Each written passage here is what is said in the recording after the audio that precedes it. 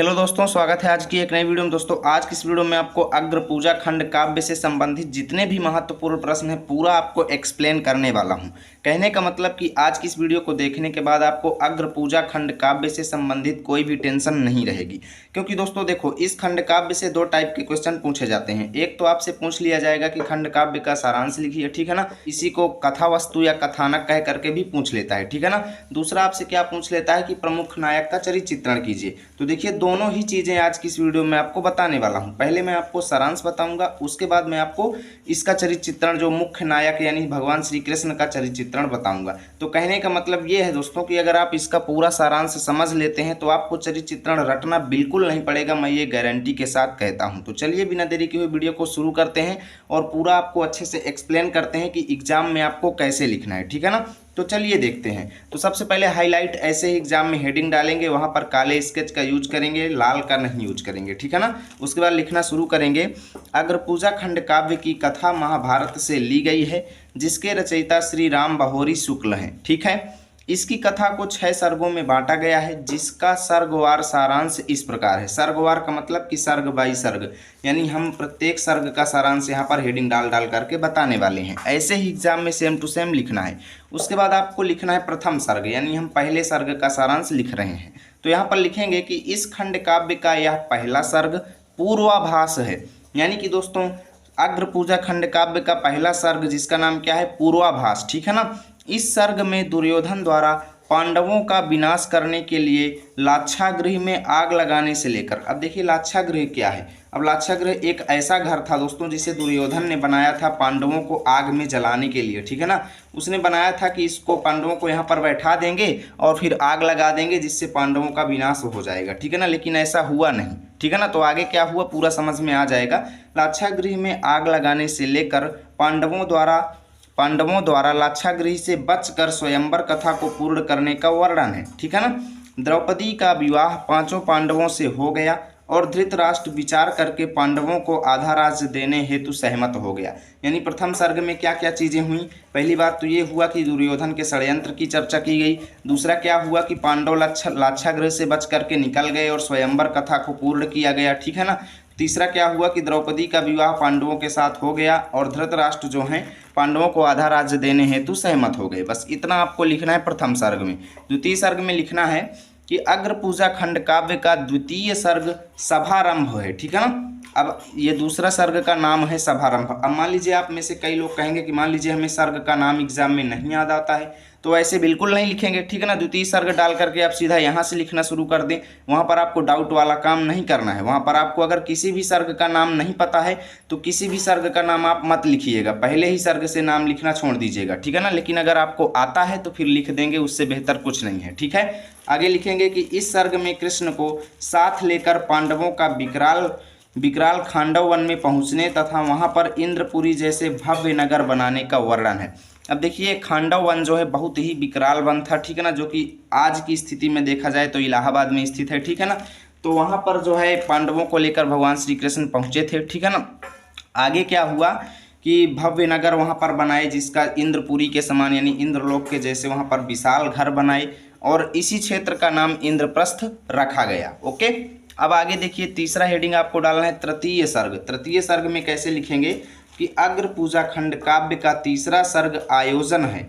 उसके बाद लिखेंगे इस सर्ग में नारद जी द्वारा युधिष्ठिर को राजसूय यज्ञ करवाने की सलाह देने से लेकर, अब देखिए राजसूय यज्ञ क्या है।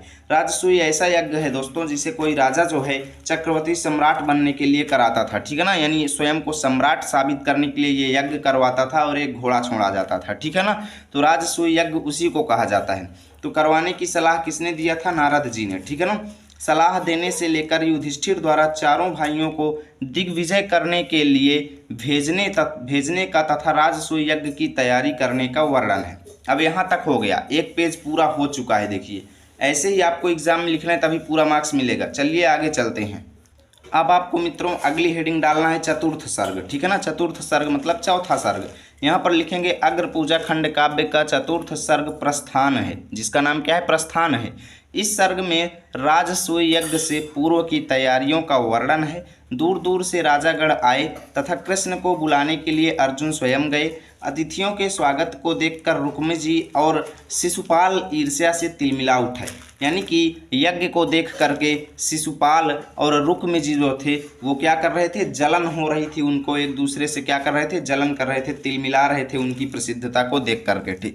ठीक है, अगली हेडिंग डालेंगे पंचम सर्ग। इसमें लिखेंगे अग्र पूजा खंड काव्य का 5वां सर्ग अग्र पूजा है। ठीक है, जब यज्ञ चल रहा था तभी भीष्म ने पूछा कि अग्र पूजा का अधिकारी कौन है, तो सहदेव ने बताया कि श्री कृष्ण ही अग्र पूजा के अधिकारी हैं। भीष्म एवं सभी लोगों ने उनका एक साथ अनुमोदन किया, परंतु शिशुपाल श्री कृष्ण के चरित्र पर दोषारोपण करते हुए अपशब्द कहा, जिससे क्रोधित होकर कृष्ण ने सुदर्शन चक्र से उसका सिर काट दिया। यानी किसकी मृत्यु यहाँ पर हुई, शिशुपाल की मृत्यु हुई, जिसको भगवान श्री कृष्ण ने सुदर्शन चक्र से उसका सिर काट दिया, क्योंकि उसने भगवान श्री कृष्ण के चरित्र पर कलंक लगाया और उनको अपशब्द कहा। ठीक है, और लास्ट हेडिंग आपको डालना है दोस्तों षष्ठम सर्ग यानी 6वां सर्ग। इसमें लिखेंगे इस सर्ग का नाम उपसंहार है। इसमें यज्ञ के पूर्ण होने का वर्णन है। व्यास, धौम्य तथा 16 तत्वज्ञानी ऋषियों ने यज्ञ कार्य संपन्न किया। युधिष्ठिर ने उन्हें दान दक्षिणा देकर उनसे आशीर्वाद लिया। यहीं पर से यह खंड काव्य समाप्त होता है। बस इतना आपको इस खंड काव्य का सारांश लिखना है। ये तो आपका एक टॉपिक पूरा हुआ कि खंड काव्य के सारांश से रिलेटेड प्रश्न आपका यहाँ से कंप्लीट हुआ।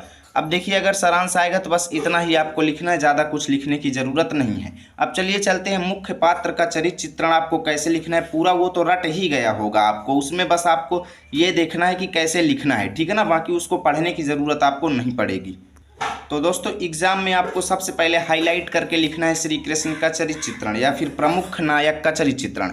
वहाँ पर लाल स्केच नहीं यूज करेंगे, काला करेंगे। ठीक है ना, आगे लिखेंगे अग्र पूजा खंड काव्य के प्रमुख नायक श्री कृष्ण जी की चारित्रिक विशेषताएं इस प्रकार हैं। ओके, पहली हेडिंग आप डालेंगे पांडवों के परम हितैषी। ठीक है ना, काले पेन से। आगे लिखेंगे श्री कृष्ण पांडवों के परम हितैषी हैं। वे पांडवों के सभी कार्यों में पूर्ण सहयोग देते हैं। वे पांडवों के लिए इंद्रपुरी के समान सुंदर नगर का निर्माण करवाते हैं। राजसूय यज्ञ में किसी विरोधी राजा के विघ्न डालने की आशंका से वे सेना सहित यज्ञ में पहुंचते हैं। यानी भगवान श्री कृष्ण जो थे वो सेना के साथ यज्ञ में पहुंचे थे, क्योंकि उनको शंका थी कि वहां पर कई राजा आएंगे और ऐसा भी हो सकता है कि कोई राजा जो है यज्ञ में बाधा डालने की कोशिश करे, इसलिए भगवान श्री कृष्ण ने पहले से व्यवस्था लेकर के गए थे। ठीक है, आगे लिखेंगे इन बातों से स्पष्ट होता है कि श्री कृष्ण पांडवों के शुभ चिंतक थे। ठीक है, दूसरी हेडिंग आपको डालना है शिष्ट एवं विनयी या फिर शिष्ट एवं विनम्र। ठीक है ना, शिष्ट एवं विनम्र भी आप डाल सकते हैं, कोई दिक्कत नहीं। आगे आप लोग लिखेंगे कि श्री कृष्ण सदा बड़ों के प्रति नम्र भाव रखते हैं। ठीक है ना, वे कुंती आदि पूज्य जनों के सम्मुख, कुंती कौन थी, पांडवों की माता थी। ठीक है ना, वे कुंती आदि पूज्य जनों के सम्मुख शिष्टाचार और नम्रता का व्यवहार करते हैं। वे राजसूय यज्ञ में ब्राह्मणों के चरणों को धोकर स्वयं को शिष्ट एवं विनम्र सिद्ध कर देते हैं। अब देखिए, भगवान श्री कृष्ण जो हैं यज्ञ में आए हुए जितने भी राजा थे उनके चरणों को वो स्वयं धोए थे। ठीक है ना, यहाँ से उनके शिष्ट एवं विनम्र होने का प्रमाण मिलता है। तीसरी हेडिंग आपको डालना है लीलाकारी दिव्य पुरुष या फिर चमत्कारी दिव्य पुरुष। ठीक है ना, लिखेंगे कि श्री कृष्ण एक दिव्य पुरुष थे। विश्वकर्मा से भयानक खांडव वन में विशाल नगर का निर्माण करवा देना उनको अलौकिक पुरुष सिद्ध करने का प्रत्यक्ष प्रमाण है। ठीक है, चलिए चलते हैं आगे पेज पर। चौथी हेडिंग आपको डालना है मित्रों क्षमाशील। ठीक है ना, इसमें क्या लिखेंगे कि श्री कृष्ण में क्षमाशीलता कूट कूट कर भरी हुई है। वह शिशुपाल द्वारा कहे गए अपशब्द को शांत भाव से क्षमा करते हैं, परंतु जब वह ज़्यादा गलती करता है तभी उसका सिर काटते हैं। ठीक है ना, वे आदर्श मानव हैं। अगली हेडिंग आपको डालना है सौंदर्यशाली। ठीक है ना, इसमें लिखेंगे कि श्री कृष्ण अलौकिक महापुरुष और अनुपम सौंदर्यशाली थे। इंद्रप्रस्थ से जाते समय सभी नगरवासी उनके सौंदर्य को देखने के लिए दौड़ पड़े थे। इंद्रप्रस्थ की नारियां उनकी मधुर मुस्कान पर मुग्ध होकर न्यौछावर हो जाती हैं। बस इतना आपको इस हेडिंग के अंतर्गत लिखना है। उसके बाद लास्ट हेडिंग में हम पूरा सारांश लिख देंगे, निष्कर्ष क्या बनेगा, यानी जितनी भी विशेषताएं हैं उनको कामा लगा लगा करके लिख देंगे कि इस प्रकार हम कह सकते हैं कि श्री कृष्ण एक अलौकिक, क्षमाशील, सौंदर्यशाली, विनम्र तथा पांडवों के परम हितैषी महापुरुष थे। इस तरीके से पूरा चरित्र चित्रण आपको लिखना है, आपको पूरे अंक मिलेंगे, कोई भी दिक्कत नहीं है। अब देखिए, आपको अगर इसका सभी का फ्री पीडीएफ चाहिए तो टेलीग्राम पर जाएं, लर्न विथ आरपी सर्च करें, हमारा चैनल आएगा, उसको ज्वाइन करें। ठीक है ना, और यदि वीडियो अच्छी लगी है तो लाइक और शेयर जरूर करें ताकि रोजाना की ऐसी वीडियो आप तक समय समय पर पहुंचती रहे।